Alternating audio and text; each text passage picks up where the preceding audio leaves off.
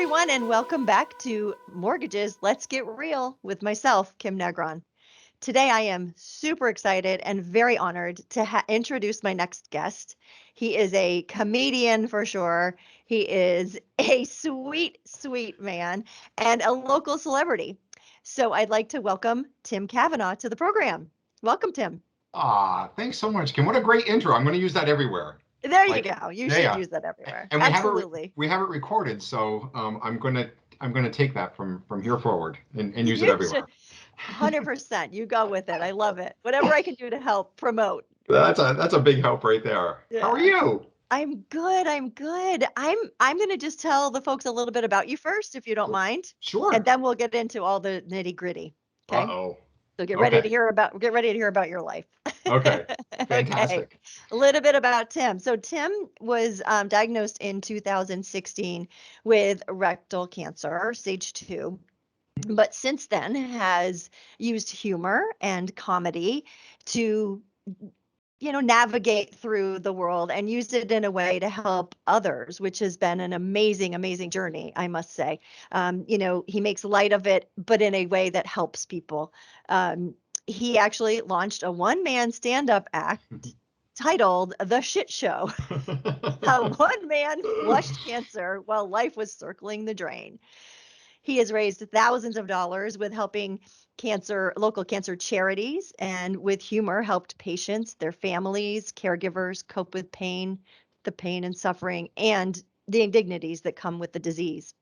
He owns a company called Samson Production, which is a Burlington-based entertainment company that produces variety shows, comedy, improv, murder mysteries, and television, film, and stage productions.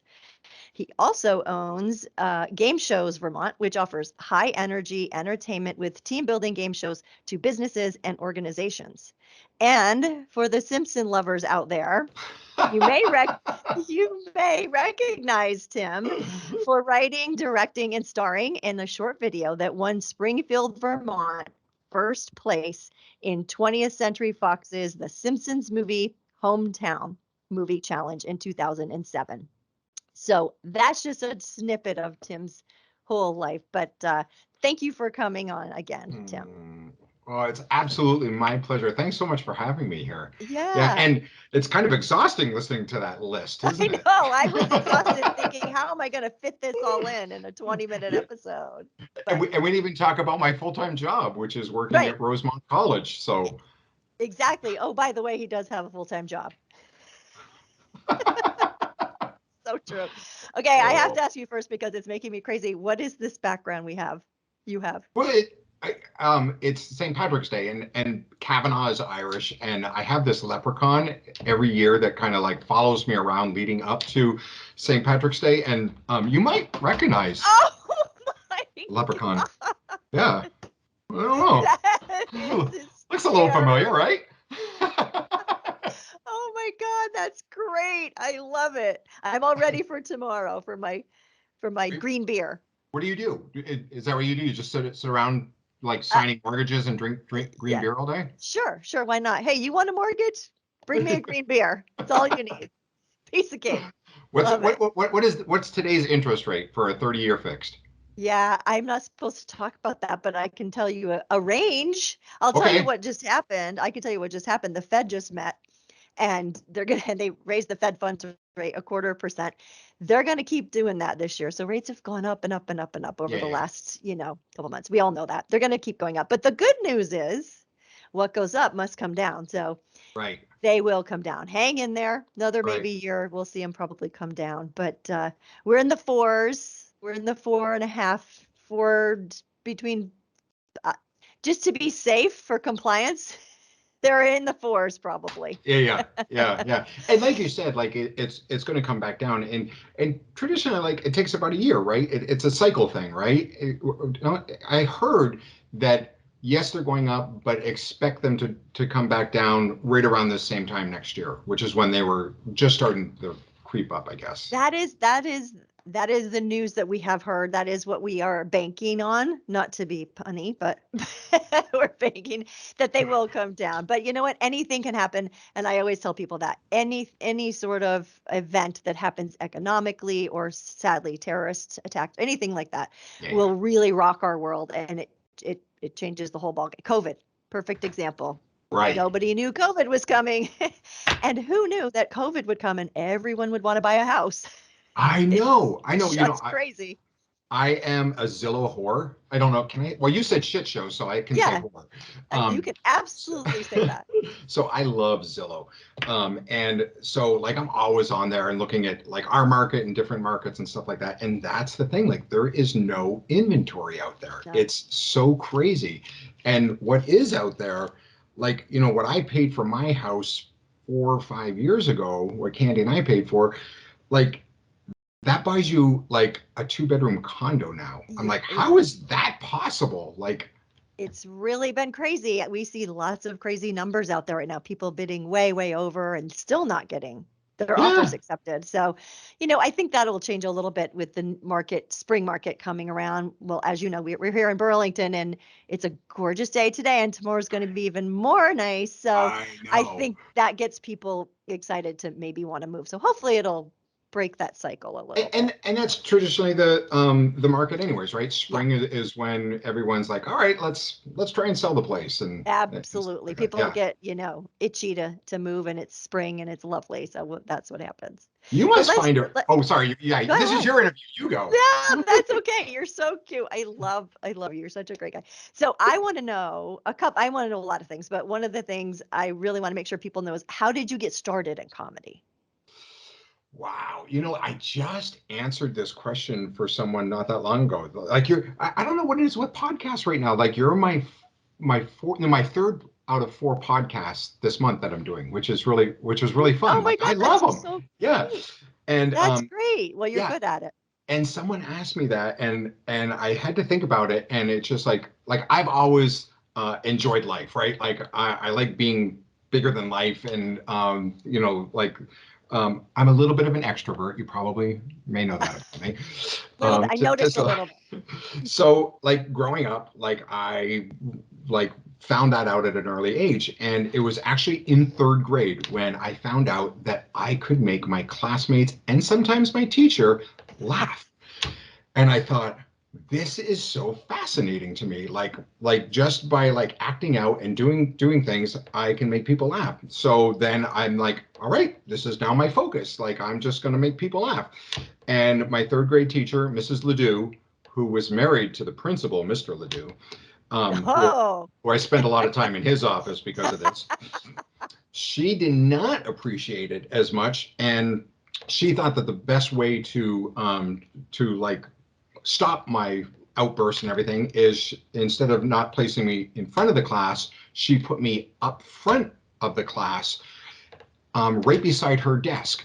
So my desk was beside her desk, and we both faced the classroom. And I thought, you had an audience. This is fantastic. I have a built-in audience. Like I get to try out all of this stuff now. And she soon realized her mistake and sent me to her husband's office, the principal, and we had a chat about it. And so from that point on, I was just like, this just like seems like such an easy thing to do, a fun thing to do. It makes people feel good. And so that just became like what I like would focus on. And honestly, like from elementary school through middle school and through high school, it's just like, okay, I have to be the class clown. Like there's this level, and says like most likely remembered and most studious and this and best couple and best smiled and class clown. Like, all right. And so you loved it. And so that's what I went for each time. And that's really kind of where it started. And I've always had the love for entertainment and doing, like theater and, later on in life, TV and some films and stuff like that. And, it's just, to me, it's just such a wonderful avenue to be able to express yourself and do crazy things if you want.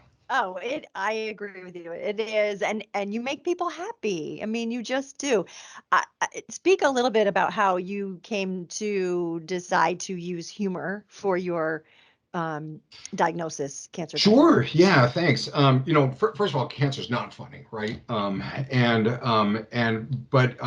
cancer also does not like laughter. It doesn't want people to be happy. It wants you to just stay in this like despair, if you will. And I'm not about that. I'm about humor. I'm about energy. And from the get go, from my diagnosis in 2016, that was my focus, and that's what Candy knew I wanted to put as my focus was energy, healing, and humor. And that's how I've led that campaign. And so, just these crazy things will happen to you along your journey, and mine has been ongoing since 2016. Yeah. And so just kind of documenting it, because you're just like, okay, you can't make this shit up. Like, let's write this one down, because like this is crazy. And then all of a sudden, like, you're talking to other healthcare providers and friends and other people going through it and stuff, and you're telling them, they're telling their story, you're telling your story and everything, and they're like, you got to do something with this. And I had to think about it. Like, I knew I wanted to do something with it, I just couldn't figure out what it was. And Yeah. then one day I went to Candy and I said, I know what it is. Like, I know exactly what I want to do. I go, it has to be a one man comedy show, and I have to deliver it. And she goes, well, what would you call it? And I go, well, I think it would be the shit show. And Of I didn't come course up with it that. has. Yeah, and I didn't come up with that first tagline. That came up by a friend of mine who's also involved in entertainment, and he goes, hey, I've got a tagline for you. Like, what about this? And I'm like, that sums it up right there. So that's what we use for it. And I've had different recurrences of cancer, and so I now have different versions of the show. But I also, because you mentioned about there earlier, I have the game show company, Yeah. which I'm co-owner of with Jamie Polly. Oh, I And didn't realize yeah, that. yeah, yeah, Oh, yeah. that's so cool. There's a plug for KW Real Estate right there. There If I you go, right there. Absolutely. or Absolutely. Poly Properties, I guess. Property properties. Yeah, poly Um, properties. so, Yeah. so Jamie and I have had this business for a while, but then I decided, you know what? I was asked to be in a comedy show, and I knew they asked me to be the MC as well as be able to do my own thing, and I'm like, well, as MC, you're kind of like doing your comedy through it. Like, I don't want to then come out and do more comedy. I want to do something different. So I created a game show based on shit, literally. And That's so amazing. so That is so amazing. so Candy said, like, she goes, what are you going to do for your show? And this is before I came up with the idea, and we're having dinner, and I'm like, I don't know. And like, as we're eating dinner, I'm like, I have an idea. I go, how about I use my game show set, and I use the podium, and I have a colostomy bag, which a lot of people don't know.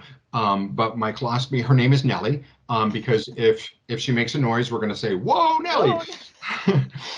um, so in the hospital, the medical staff like to give you see-through colostomy bags, because they're all about poop and all that stuff. They like to see it and stuff. So I had like these see-through ones, which you would never use. And I'm like, what am I going to do with these? So then I said to Kenny, I go, I'm going to write a game show. I go, and it's going to be all about poop, and we're going to call it Know Your Shit. And it'll be all about actual poop facts. Like, for example, Give us one. all right, how many bags of poop did Neil Armstrong leave on the moon? Oh my God, that's brilliant. Okay, can I guess? Do I win something Yeah, if yeah, I yeah, guess yeah. it? Oh, How you'll many definitely win something. bags of poop?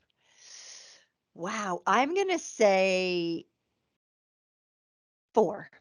Oh, you were so close. But this is Price is Right. You're one over. So you don't get the showcase showdown. It's Damn three. it.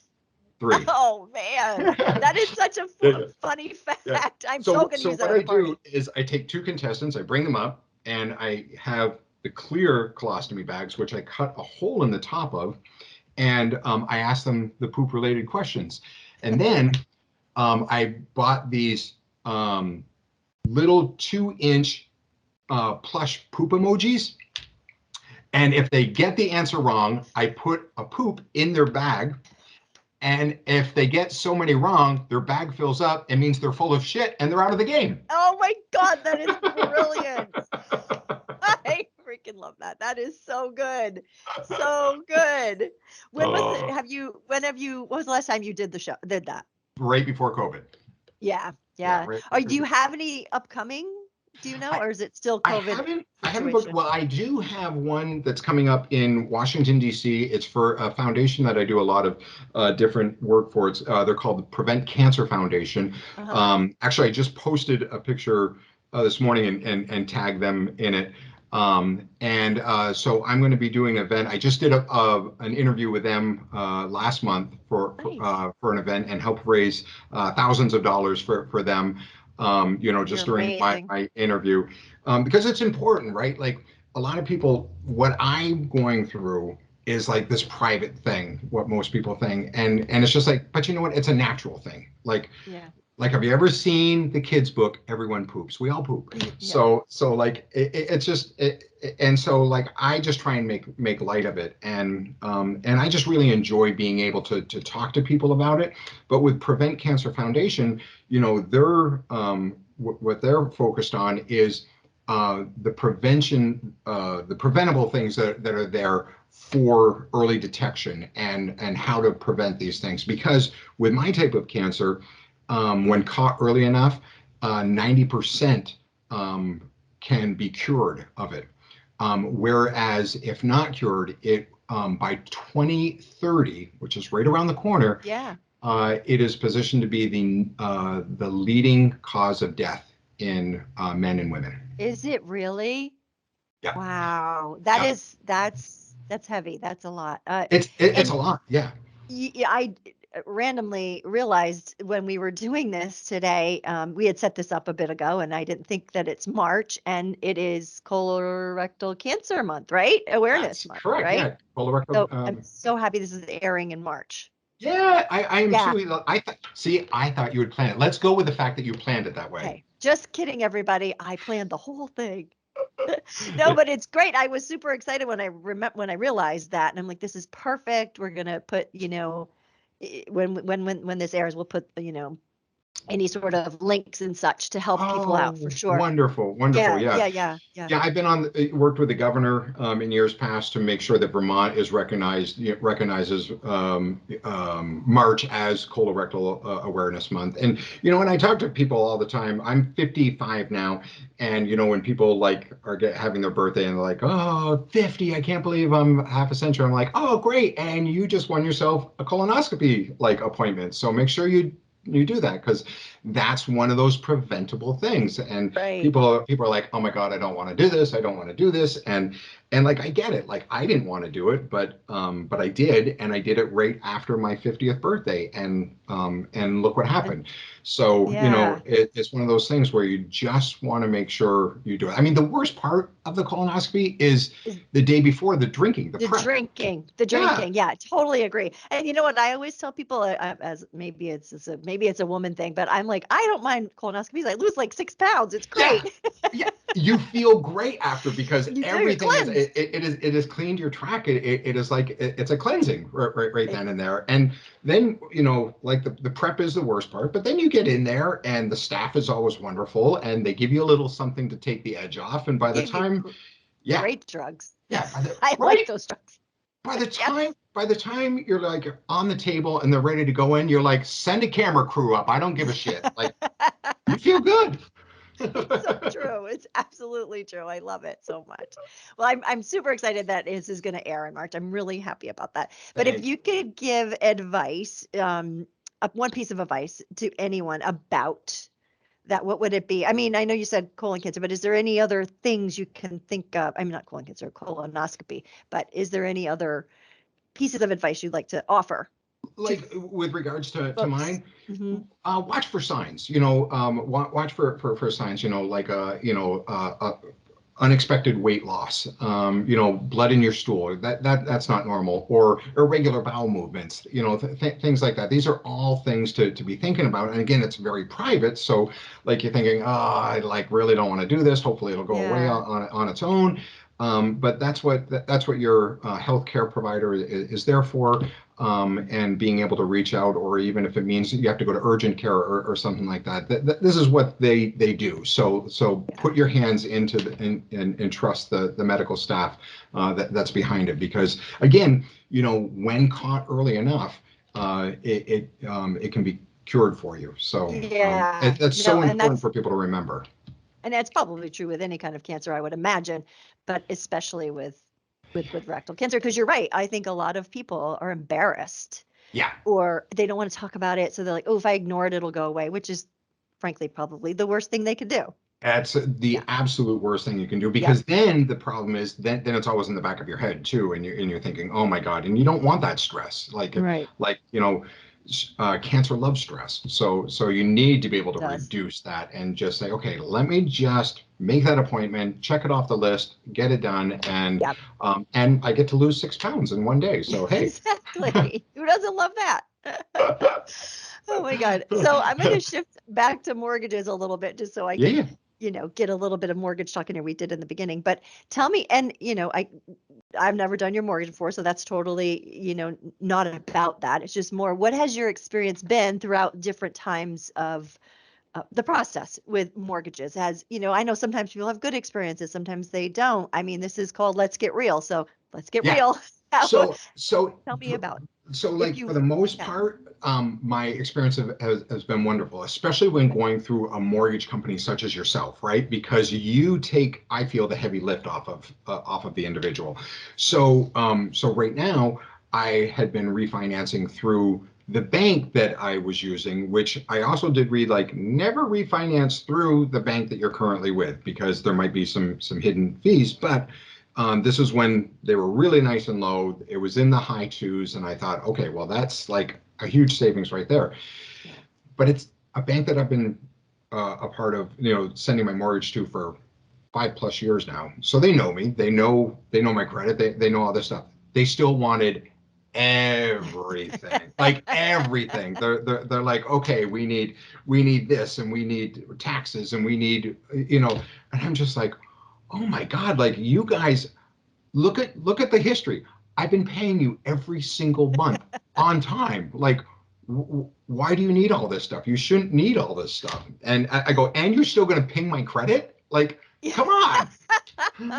I get that. And you know what, in the mortgage industry, I will say one of the most common things that people talk about is all the paperwork, right? Because there is a lot. Let's It's a getting real. lot. There is a lot of paperwork. And of course it depends on, what type of income you have. If it's self-employed, it's a little more and such, but it can be a lot.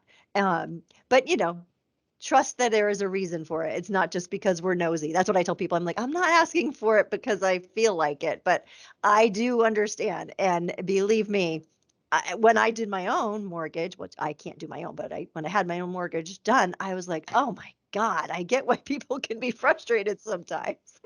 But at the same time, just get it done. It works itself out, right? Yeah, absolutely. Yeah, it's just it's so, life is challenging enough, right? And there's so many things that are you're constantly dealing with, and work, and it's tough working through COVID via Zooms all the time, and True. Microsoft Teams and all that stuff, and then you're just like, oh, and we need this, and we need this, and I'm like, oh my God, okay, like, whatever, like, I will It's get to you. And they're like, okay, well, we need it by such and such a date, otherwise, like, this will happen. Oh, yeah, it's so funny. No, I get it. I totally empathize and I totally get it on both sides of that fence, for sure, for sure. yeah, yeah, Um, but so thank you for that. I appreciate yeah, it. of course. What's the biggest impact that you've seen from the shit show or Hmm. any of your other like fun projects that you've done like that? Let's use this shit show for an Okay. example, because I think it's I think that platform is so important, because unfortunately, cancer touches everyone in some Yeah. way, whether it's a loved one, or yourself, or someone is going through their own journey. So I think the biggest impact is like when I've done this show, whether it's at the local comedy place here in town, or if I've done it down in DC or for a national convention, um, then what I really enjoy about it is all the different people that come up to me, not only the cancer patients, but the caregivers. I mean, let's give a big shout out to the caregivers, Oh, totally. Your for wife being one of them. yeah, Candy, like everything that she does, it's unbelievable, because not only does you as the cancer patient life go on hold, their life goes on hold, and now they're trying to balance so many different things. Right. Um, but it's everyone who comes up to you because they can somehow relate to it, and it's kind of lifted them a little bit and given them a reason to say, oh my God, I can actually laugh about this. Like, and I think one of the biggest impacts I had was a lady that we met. I was asked to be the keynote speaker for a cancer conference, and this lady, she came up to us afterwards, but I remember seeing her in the audience before. She's in a wheelchair, and her partner was bringing her, and she did not want to come in. Because she was so down about it. She was going through a rare type of cancer. Her chemo wasn't working. No. She was in a spiral, Yeah. and not in a good spiral. And so she sat through the show and laughed and laughed and laughed and laughed. And after the show, came up to us and thanked us, both Candy and I, Yeah. profusely for opening up like a door for them, and realizing that you have to laugh through, you have to find this, and you have to try and find that positive or that silver lining, which is very hard to do. And we still stay in touch with her. She did a complete about face about who she was and how she was going through her own journey, and her chemo started working. She's been in remission. Oh, that Yeah, makes me so happy. I know, and it's just one of these wonderful stories that you hear. And I don't want to say that I did it. She had to find it in herself, right? So I was just her But conduit. yeah, Yeah, you I were was the just conduit to make it happen. I was just her conduit, and she then realized within herself that, like, oh my God, this is about me. I have to do this. Like, I have to put on my big girl pants now Yeah. and do this. And I think that's like that, and other examples like that are just what's so rewarding, if you will, about what I Well, do. I love that story. Oh my God, it must have brought you such joy, Oh yeah, actually. So and tears of thank joy. you. Yo, yeah, absolutely. Yeah, Absolutely.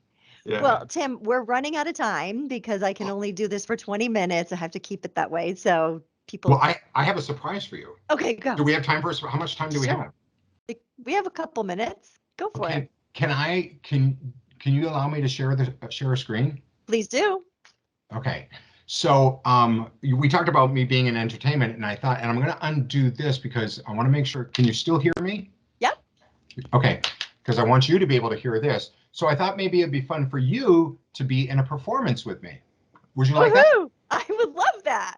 Okay, and you'll recognize a couple of the other people in it. So Okay. let me see if I can share the screen, and I will just go ahead and start it. You ready? Okay. Yes. All right, I'm here a we little go. scared, but okay. Oh my God.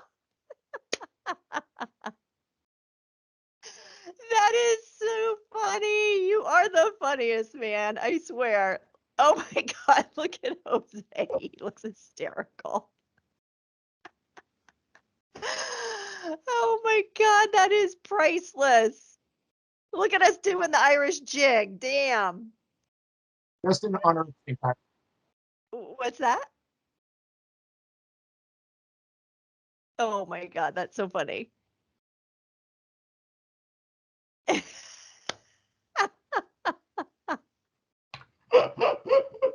Oh my God. I can't. That is too funny. That is the funniest. Oh, Everybody looks ridiculous. oh, I love it. I love it. Tim, thank you so much for all the joy you bring to so many people and oh, all of the help that you have given to many thousands of people, I'm sure, at this point. And please give my love to Candy. I And will. thank you so much for joining us Oh, today. And we'll put your social on here so people can see catch up with you and see what you're doing next, and go from there. Thank you so much, Tim. Thank you, Kim. I really appreciate it.